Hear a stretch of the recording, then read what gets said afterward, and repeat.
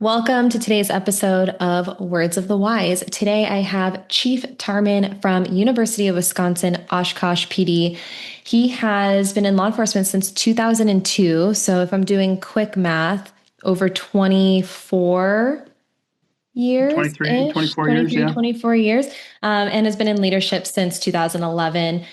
He works closely with officers, campus partners, and community leaders to advance safety and wellness initiatives, developed the WILE Guardians statewide wellness app for law enforcement, helped to create the We Heart You initiative, connecting community members to critical resources, has helped grow Run with the Cops, and raised nearly $500,000 for the Special Olympics in Wisconsin. He's also expanded the Wisconsin Active Threat Integrated Response Conference into the largest law enforcement conference in Wisconsin. We were making jokes offline before we hit record. I was like, man, what an underachiever he is, but really looking forward to having this conversation. I know that wellness is something he's really passionate about. So welcome to the show, Chief Tarmann. Thank you so much for being here. Yeah, thanks so much for having me. I appreciate it. Of course. So I want to know, obviously, I went through your bio and I made a joke about underachiever. Obviously, that's not true. But what were you like before law enforcement? What was your background, your childhood, your upbringing, and what made you want to enter into this career? Yeah, great question. Wow. A little bit of a mess, but also a little bit of pulled together and maybe just unsure about where I was going to go in life. And so I think, I don't know how far back you want me to start, but I'll give you the things that I think I've reflected on over the last 25 years that probably put me here. And so I grew up in a small town and I only met my biological father half a dozen times, maybe more, but that's what I could remember. And they were phone call conversations. And then the things I knew about him were from my grandparents who I had required visitation with, and my stepdad and my mom. He was a drug user, and ultimately, this was in the 80s and 90s, and he contracted HIV and then passed away when I was 11. And then my stepdad was an alcoholic for most of my childhood. And every experience that you can think of that connects to those things, I kind of went through with my sister. And, I don't think my childhood was bad. I was very connected to things that helped me balance out those things in my childhood. But those were experiences that just kind of like really surfaced when I probably got 5 or 10 years into this field. I was like, oh man, those have shaped who I've been, who I've become. And so, I did a lot of things. Like, I think when I started applying for law enforcement, I probably had like 15 jobs on my resume. And what they were, I don't think we have to unpack all that, but I was like I think they call it a sandwich artist at Subway for 3 weeks. I developed pictures in high school at a camera store, which I did for almost my whole high school career. I worked in fast food and restaurant service. I was a bar manager for a while. I sold cars. Like, if you think about it, I was a lifeguard. I actually got fired from being a lifeguard. So that's probably the only job I ever got fired from. But I just think all of that stuff played into kind of like my path into this field. And, if you think about restaurant service and even, joking a little bit about subs, but doing subs, developing pictures, all of that was relational. And I think that really probably stemmed the foundation for my path into this field that I've now been in for over 20 years. So. Thank you for sharing that. I really appreciate it. And I don't know if we connected offline about, I feel like we did, about how there's some relatability there a little bit with our backgrounds, and my parents being drug addicts and experiencing domestic violence in my life. And, all the things that led me to where I am today, I think are very much because of the past experiences that I have. What I found to be really interesting in what you just said was you said that your childhood wasn't bad. And I I spent a lot of time when I was younger. I don't know if you can relate to this, but when I was younger, I actually had a stepdad that took care of me. So my biological parents, both drug addicts, my dad in prison, domestic violence, all the things. But my stepdad was a really solid foundation for me, and he did the best that he could to give me a really good life. And so I felt like there was this dichotomy between my biological parents and, this stepdad who was trying to give me the best life possible.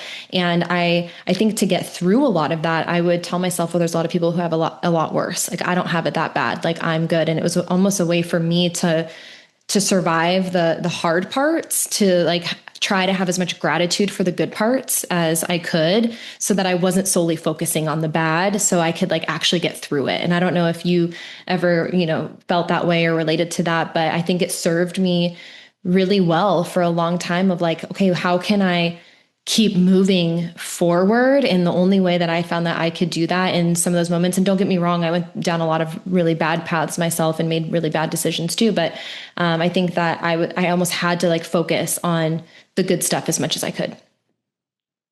Yeah, lots of different points in my life where I can probably identify what got me to the next phase. I mean, I had a really good family outside of my family. I mean, I'd required visitation at my grandparents' house. I think it was every other weekend. Both of my grandparents were recovering alcoholics, and in recovery, you're a very different person. Strong foundation believer in Christ. My mom is probably the person who navigated me through all of that the best. Like I was actually reflecting about this last week, and I don't know if I could really figure out all the things my mom did for me, right? But she was like the steady path all the way through. Like, just where do I need to be? Who do I need to be connected to? What's going on in your life? How can I help you through that? My mom was amazing. And so she was that foundational piece for me. I had strong friendships. I did go to church and had really good mentorships in church. Like, I had families that every week I was at their house and saw what a family should look like. My grandparents, my mom's parents, had been married they just passed away within the last couple of years. But my grandpa on my mom's side was like, he taught me a lot of things. Like, he really was more of a solid father figure for me, and how to go golfing and build things and be a good husband and be a great grandpa and be involved in somebody's life. And so I don't know if it's any one thing, but there definitely, what you're talking about with your stepdad was around me, just in 20 other people Yeah. all the time. So it was it was good in that sense. And honestly, like, if I really think back about my childhood, I am appreciative of it, because I think it's created this catalyst to do these things that I get to do from the perspective that I wouldn't have had without it. So I don't think I'd take anything back. I agree with you. And sometimes I feel weird saying it, like, because I think when we talk about it, like, would we want, I don't have kids yet, but I hope to have kids one day. Like, would I want my kids to go through what I went through? The answer would be no. But then saying, like, am I grateful for the things that I went through? Because do I think that it shaped the person I am today and the passion that I have today to help others? The answer is yes. And so I think it is like a hard battle, because it's like, would I wish that on anyone else? No. But like, if it was anyone, I'm glad it was me, to be able to shape, what I'm doing today. And I really appreciate your perspective, because I think that, and I've done this too. I've had moments in my life where I definitely had a why me mentality. I definitely had moments of unhealthy coping mechanisms and all the things. But I think rather than falling, I'm going to put this in quotes, like victim to circumstance, and being like, I have these hard parts in my life and therefore, there's no good. You are able to have this perspective of like, yes, I have these things that are hard in my life, but I also have really good relationships. I have a relationship with my spiritual wellness. Like, I can see what healthy looks like, and I'm going to choose to operate in that way. And I think sometimes we don't give ourselves enough credit for our ability to make those decisions and to control the controllable, rather than, sometimes maybe just thinking that you're going to end up like your circumstances, which I think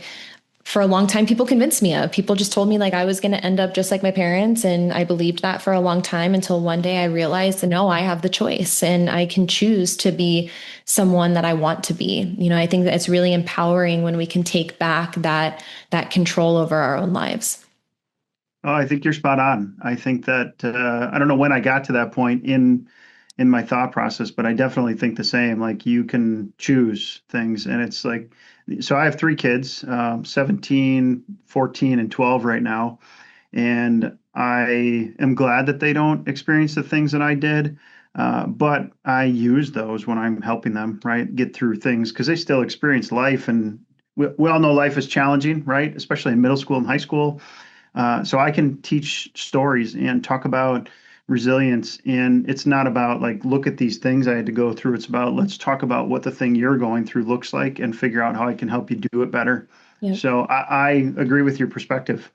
Thank you. I appreciate that. And then you said that you have always had a really hard work ethic. So you had 100 different jobs, a lot of which I wrote down are like helping people or serving people, like even if you're serving sandwiches, right? It's in service of other people and lifeguard and all these different things that you were doing. And you enter into this career path eventually. We'll fast forward like probably many, many years, and you decide to be in law enforcement to help people. I'm assuming that was part of it, right? And to be of service. But when we talked offline, I think we connected a little bit of this idea of maybe being a little out of balance with how hard we've worked in our careers. And so, can you talk a little bit about that? And I guess my question is, do you think that work-life balance actually exists? And do you think that you can find a healthy balance, especially early in your career, with I'm sure you were really motivated and inspired to be the best that you possibly could. And can someone coming into this career do that and still have a healthy life outside of the job? Yeah, that's a great question. We're all wired differently, and I think I am different than the next person. And some people have a different way of balancing their life. I have an amazing wife who puts up with my work ethic, whatever that is. My stepdad, he worked hard. As much as he dealt with things in his life, he worked hard, and that was a good example to me. And my grandpa worked hard. Actually, both of my grandpas worked really hard. There just was a lot of that around me. I think what I learned, what drives me in life, is to see how people appreciate the work I do, right? So it's about like you could see this flag behind me. I made that, and so when people are like, "Oh, that's so cool," like that energizes me to be able to pull that stuff off, right? Or I do a lot of work with Special Olympics, and the law enforcement field is a challenge because it's challenging. We're in people's worst days of their life, and sometimes we're in their best days of their life, but that's rare. And then when you're in a leadership role, you're leading people who do that constantly. So Special Olympics to me was like the fill my cup thing. So you could go hang out with athletes for a whole day, and my cup would be overflowing with joy because athletes celebrate. It doesn't matter what's going on; they're just celebrating. They have joy and celebration constantly, and so I poured a ton of energy into that because I felt like it filled me and helped me with the space that I was in.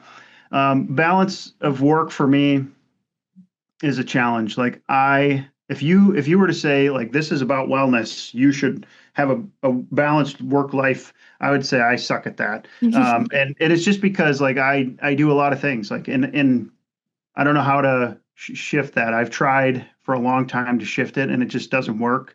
I'm the guy who sits on the couch for 5 minutes and is trying to figure out like where's the thing I have to do. I don't know how. It's just wired into me. So I think people are like that. I think for me as a leader, I have to recognize who's like that and then help them because I know how to be like, hey, listen, I'll come and live your chaos today. You go and be with your family. I will say that for a person who has a family and for a person who's devoted to people that he leads, I have to be very intentional about building that time in so I don't skip through it. And so I think if you had my wife on here and you were asking her questions about my work-life balance, she would still say that I make time for my family or I find ways that we're hanging out together or I'm invested in the moments where I really need to be invested. Like 6, 7 years ago, something like that, I started writing notes to my kids in their lunch. Like I just was like, what if I have a bad day at work and I don't come home? Like, how do I invest in my kids? Because it's busy, but also because I want to be intentional. So I just started putting notes in their lunch every day. And they started making their own lunches probably 3 or 4 years ago, but I still write them a note every day. And that's a challenge for me. First, because it takes time. And second, because I have to figure out what the heck am I going to say that I haven't said for the last 5 years. But those things allow me to balance my life when I'm in the chaos, I think. And it really does show like it's so crazy. In the last week, my daughter started writing me a note every day of the week. And I was like, now I'm at this weird place like where my daughter's writing me notes and I'm writing her notes and her stuff is smarter and more encouraging than mine, I'm not sure what to do about that. You know what I mean? So it's really just about being intentional, I think, in the space and time that you're in. And I'm sure I'm going to pay for it at some point. Like I'll live 8 years less than the normal person or something. But I also, had 8 years more of time invested in things. So yeah. Wow. Okay, there's a few things I want to circle back to, but one, I love the notes. I've never heard that before. And I'm sure it is challenging to come up with things that are thoughtful. Like you said, you've been doing it every single day. But how rewarding and how beautiful to be able to connect with your family in that way. And that's a memory that they're going to remember forever. They're always going to remember dad's notes and that she's writing you notes. I think that that is so beautiful. Thank you for sharing that. I'm sure anyone who's listening is like putting that on their list to start doing immediately tomorrow.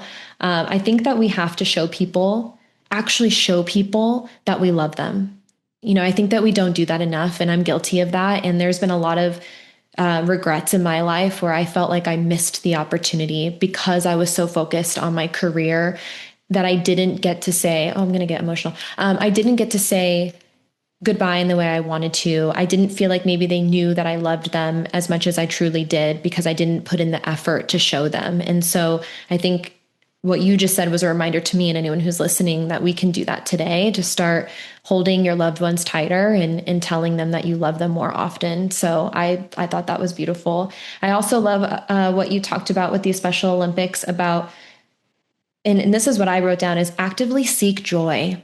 Try to find the things in your life that are going to give you joy, because to your point, there are a lot of things that are really hard in life, and we can't control all of those things. Many of those things we can't control, but for you to actively seek out opportunities to show people you love them and actively seek out opportunities that fill your cup and show you the good in the world and the joy in the world, I think is something that we all need to do to retrain our brain to know that there's good, because our brain wants to look for the bad things. It's wired that way. And so we have to actively make time for those things. And I agree with you with what you said about trying to intentionally build it out, because I am the same way of, I will work every single day, no weekends. I don't even know what weekends are anymore. So I've had to, for me, put things on my calendar. If it's not on my calendar, it doesn't happen. I also have people around me to hold me accountable. My partner, but also my team.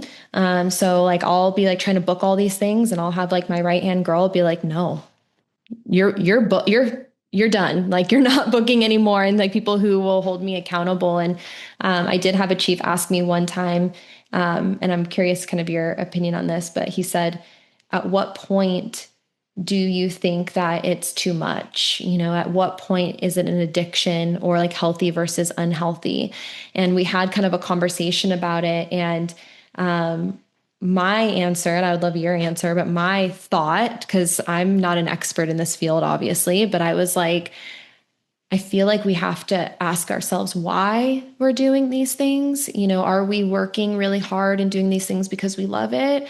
Because it still fills us up, because we have a mission or things that we're trying to accomplish and it's really positive?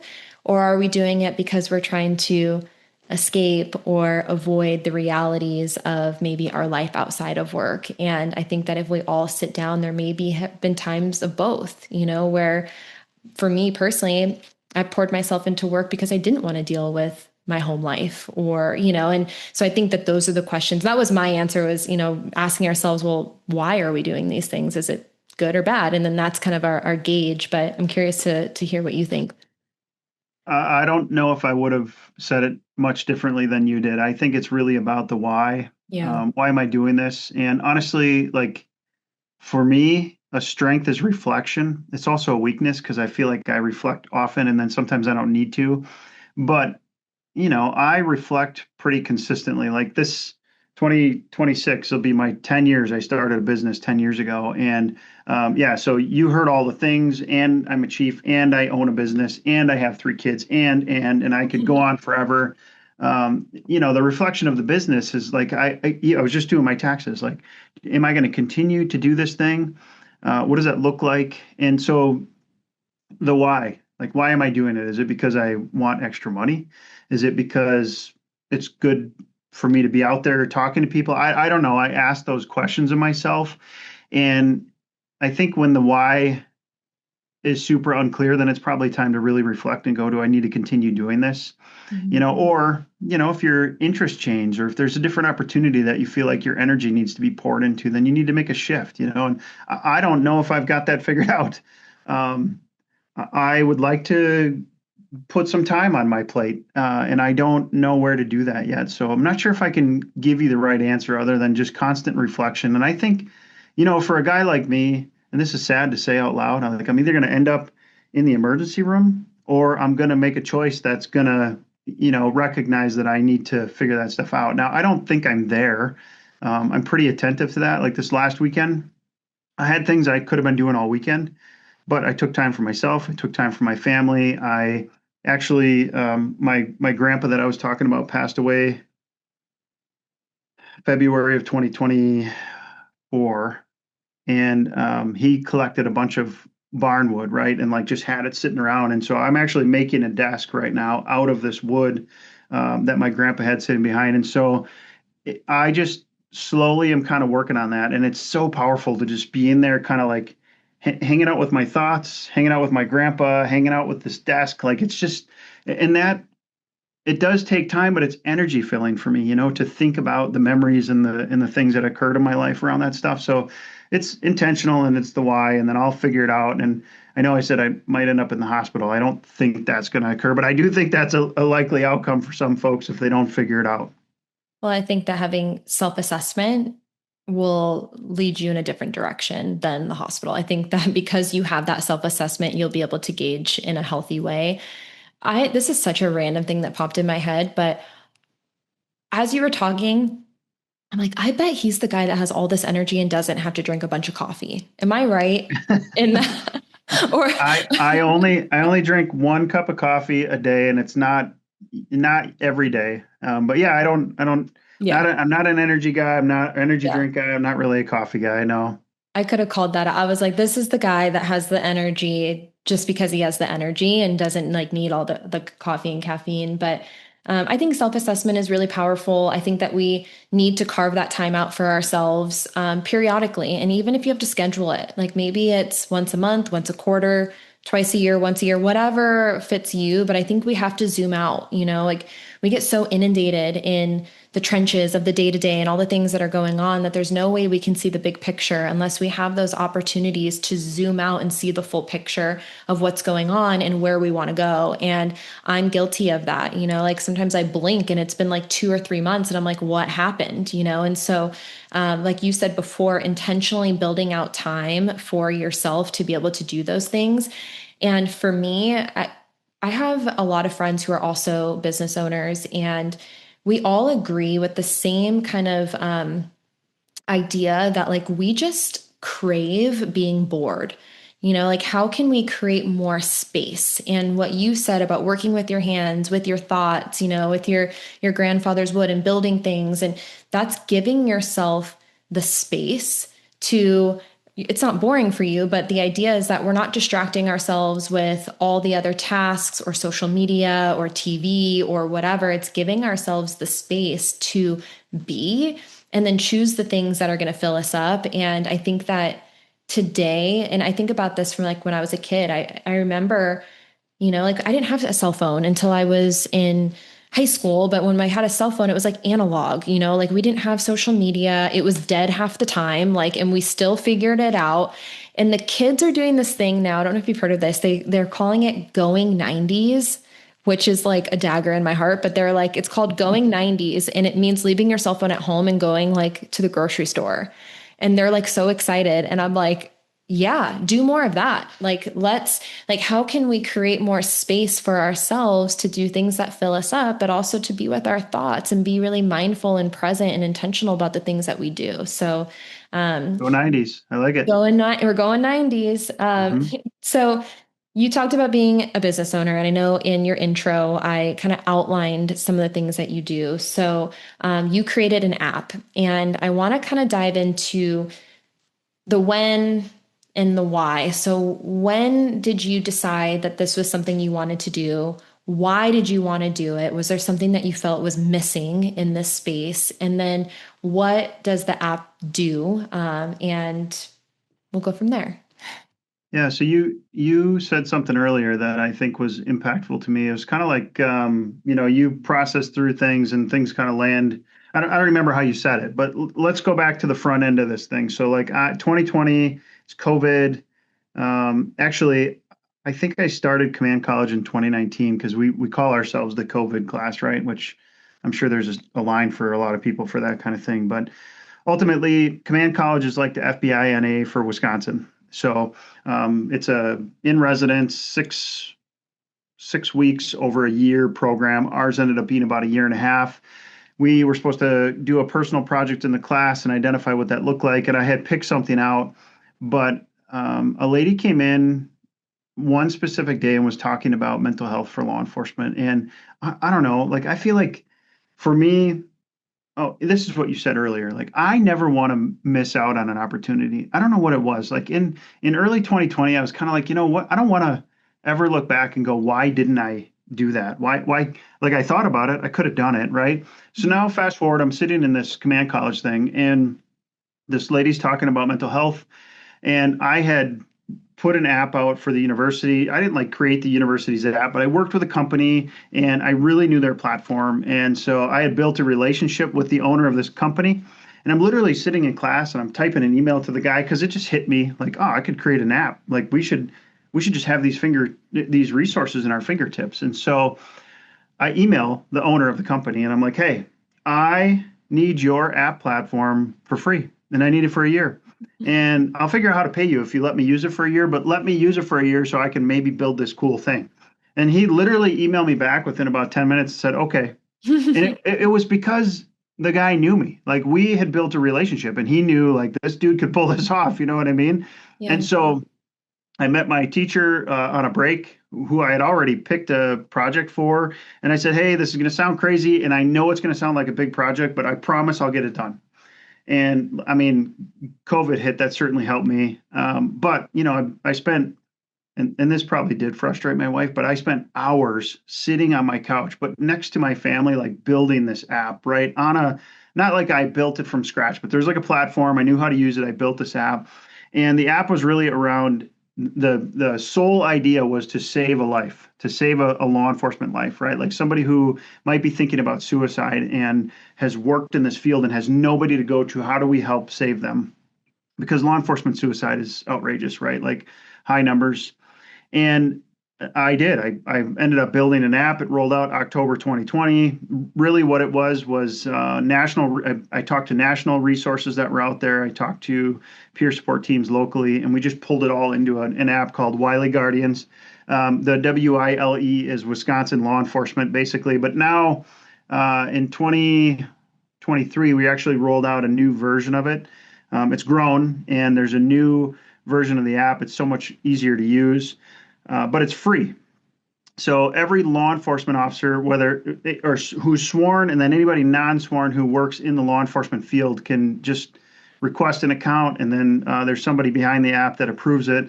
There's like 5,500 people on the app right now. There might be like 16,000 police officers in Wisconsin. So if that gives you an idea, it's like 35-40% who have the app.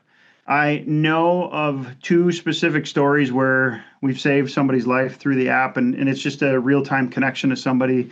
But it continues to grow. Like right now, we're working with another state that actually just wants to roll the app out too. And so we just put them in our app and we might just take them in. We're not sure what that looks like. But I've always worked for small agencies and I could never pay for an app like this. Like a lot of the companies that are out there, and I'm not trying to bash them, they do great things, but they sell the app for a lot of money and we just say get on here and we'll do it with you for free. So that was the idea. How do we put this resource into the hands of law enforcement all over the state so they don't have to worry about it? They actually can get resources into the hands of those who need them. So I love the progression of the story of you sitting there and saying, hey, I don't want to look back on my life and wish that I would have done something. And I think that I can do something that can save a life. And so I'm going to put in the steps to do that.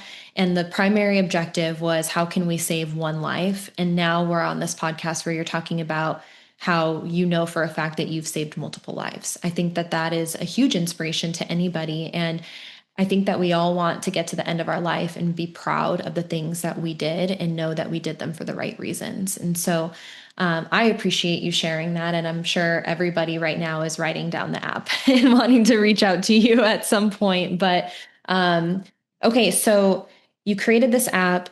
And then now you told me that you are trying to build out a better program for retirees as well and trying to support people not only try to prepare them for retirement, but once they are in retirement, make sure that they have the resources that they need. So is that kind of the next evolution of what you're doing now, is trying to build it out to also be inclusive of retirees? Yeah, so there's a lot more to the story, and we don't have all Okay. the time in the world to talk about it, and I talk a lot. But so when I was done with the app, rolled it out, it naturally had to be connected somewhere, right? Because I can't just like the app is cool and I built it, but then who's going to manage that thing? Because Sure. I got a lot on my plate. So we have a team in Wisconsin called the Wisconsin Law Enforcement Death Response Team. Sounds kind of morbid, but it really is a team that responds when there's a death in the law enforcement field. So an officer commits suicide or dies in the line of duty or some sort of connection to that. They were very reactive prior to our project. In fact, the Command College project was to create a website for that organization, build them some financial platform, which we ended up raising about $50,000 for them, and then put some marketing out there. It seemed like that was a great opportunity for them to think proactively about how to manage wellness. So we partnered the app with them. I work with the person at that organization constantly to make sure that things moving forward. And then there was a guy in my class named Mike Sassi. Shout out to Mike Sassi and Sarah Phelan, because those two, they're like my sidekicks in this whole thing. And I say now, I think I'm probably more like their sidekick because they're just driving this thing forward. But the retiree thing is, you work in this field, and whether it's 15 or 30 or 40 years, you do hard work, right? And then you decide you're going to retire. And I think some people are really scared of that because things happen when you retire. But more than that, like you walk out the door the last day and everybody just shuts your stuff off, and everything you did for that entire window of time is just gone. Like then you have to sit there with your thoughts, like what do I do? Like I have served a community for this long and now I do nothing. And I know I'm over exaggerating that a little bit, but that is true for some people. And so the team was thinking, how do we give purpose to that, right? Like, and how do we enhance what the app does? And some of these models kind of happen in the country, but we're talking like there's a specific number of folks who would want to market to these people and give them a job. We want to pull them in so that they can encourage people. Like you walked out with 40 years. Now you've got these young folks in the field who need to hear your experience. And honestly, they're going to walk through very difficult things that we can connect them to you so that they can then get the encouragement from somebody who's been through it and recognizes that they got through it. It's not the end of the world, or it's not the worst thing, but they also have learned how to talk about it in a healthy way. They've figured out resources. They figured out how to get to retirement. And so leveraging this team of people who walk out the door to give them a solid purpose and give back to the community that's still serving. And so I don't know fully how that's going to roll out, but job fair, conference, in the application, peer support, like there's a lot of conversations and discussion, and it's super cool. Like it's already in motion here. So I think it'll be a really successful program. I love that. I think that it's really all the conversations that I have, I think that we talk about proactively preparing someone for retirement and making sure that they have a plan and making sure that they're set up for success. But then it kind of ends there.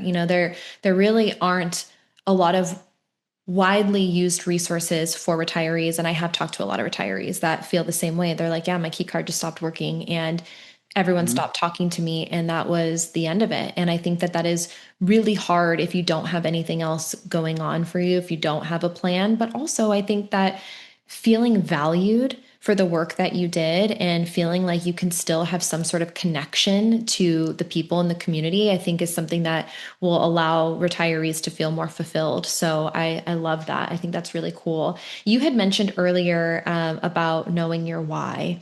and your why kind of guiding you through your career.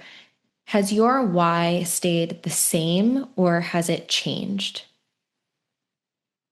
That's a great question. I don't know if I have time to think about that. I do think it really boils down, like it's such a different phase right now for me. It's kind of hitting me a little bit. Like I work at a university, right? So some of my employees they were born after I started working here, which just creeps me out. So I'm in a different phase in my career where I'm starting to see that retirement piece of my life. And I don't like retirement will be different for me. I'll stop working at this place and continue working in some other space that I'm in. But my why is like, how do I capitalize on every opportunity in front of me, but not about me. How do I grow people to feel the energy behind that? Like this is an interesting challenge because the generations coming behind us, like I don't know, it's so different. Like you've been like you talked about the 90s. Like I think we're probably similar in age, similar dealings, like not as connected. People are so connected that they don't really know how to develop their energy out of something, right? Because it's all in front of them. So right now, my goal is to try to get folks to see the impact of those things, and the challenge is that the workforce doesn't want to work overtime and their time is their time, and that's fine. But like working with Special Olympics and being a part of LEADER, the law enforcement death response team, and being a part of We Heart You and those things, those very small pieces of those happen on duty. A lot of those things happen off duty, and I work my family into it. Right, like we serve uh, Special Olympics together, and so finding that piece of your life where you want to drive yourself into that so that you stay connected, because law enforcement's about relationships. Like people talk about community policing, which is true, but it really is relational policing, right? Like Mhm. you build a relationship with your community trusts you, you trust your community, you need your community to be able to give you information. If they trust you, they're going to call you because they trust that you're going to handle the situation appropriately. So if you start investing in law enforcement death response team and you're out in the community with that, or you start investing in Special Olympics and you're out in that community working, then people start to know who you are and they trust you in those spaces. And then they see your people in those spaces and they trust them too. So I'm trying to teach. That's my why right now. How do I teach people to understand the value of that? Yeah. Is that your hope for the future, or what is your hope, maybe from a wellness perspective, for the future of law enforcement?